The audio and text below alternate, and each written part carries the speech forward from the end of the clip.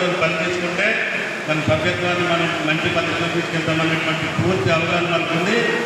ఈరోజు కూడా ఒక సందర్భంలో కాంగ్రెస్ కూడా కనీసం ఒక 20 మంది సర్పంచులు మనకు వచ్చేటువంటి పరిస్థితి, పెద్ద మొత్తంలో కాంగ్రెస్ ఖాళీ చేసేటువంటి పరిస్థితి ఉంటుంది.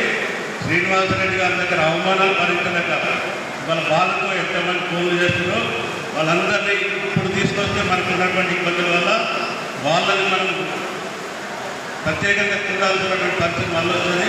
వాళ్ళని ఇబ్బందులు పెట్టే పరిస్థితి ఉంటుంది కాబట్టి వాళ్ళని ఇప్పుడు రావద్దని చెప్తున్నా.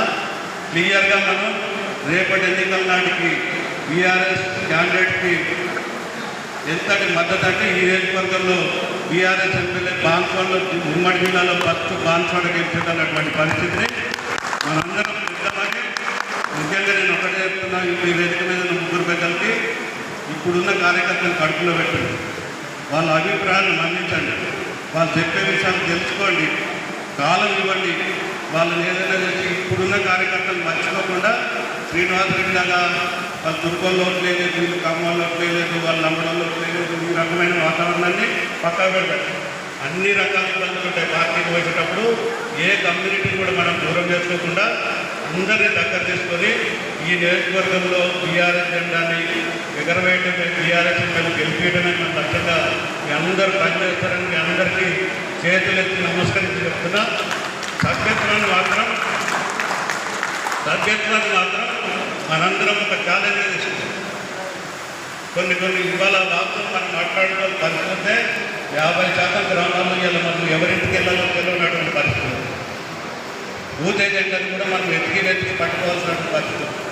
దాన్ని అధిగమించి భవిష్యత్తులో ఈ ఉమ్మడి జిల్లాలో బాన్స్వాడలో బలంగా ఉంది అనేటువంటి రకంగా మనం సభ్యత్వం దాన్ని మీ అందరినీ ప్రత్యేకంగా కోరుకుంటూ నాకు అవకాశం ఇచ్చిన ధన్యవాదాలు చెప్తున్నాను. ఇంకొకటి, ఈరోజు పోచారం శ్రీనివాసరెడ్డి గారు పార్టీ మారిన తర్వాత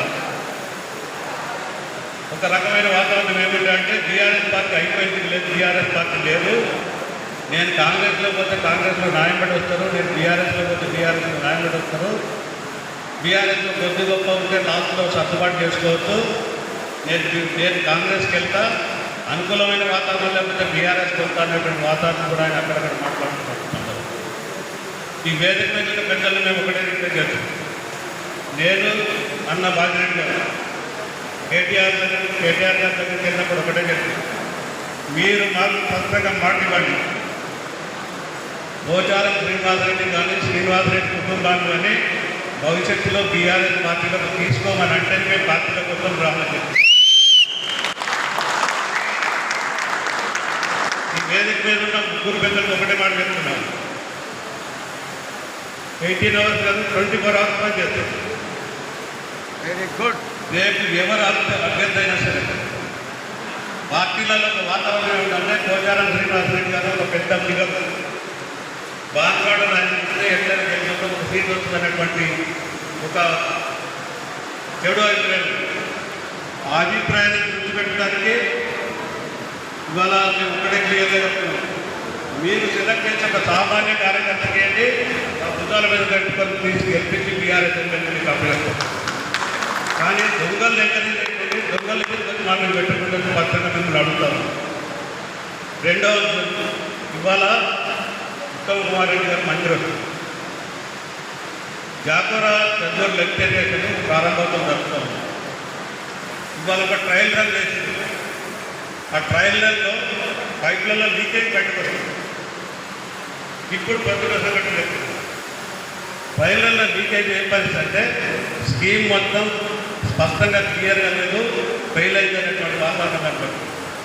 సంబంధిత అఫీషియల్కి నేను ఫోన్ చేసి మాట్లాడితే, అన్న మీకు దండం పెడతా, ట్రయల్ రన్ మినిస్టర్ గారికి ఓపెన్ చేసేది నాకు మీరు ఎవరికి చెప్పకుండా మా మీద ఒత్తిడి ఉంటుందని చెప్తున్నటువంటి సంఘటనలు ఏమైతున్నాయో ఆయన పూర్తిగా ఈ 30-40 ఏళ్ళలో శాసనసభ్యుడు కాకముందు శాసనసభ్యుడు అయిన తర్వాత కూడా కేవలం ఈ నియోజకవర్గాన్ని ఒక ఆదాయం అంటే చేస్తుంది, దోపిడీ చేసినటువంటి సందర్భం మీ అందరి ముందు చూస్తూ వారి వైఫల్యాలను మనం బయటపెట్టాల్సిన పరిస్థితి.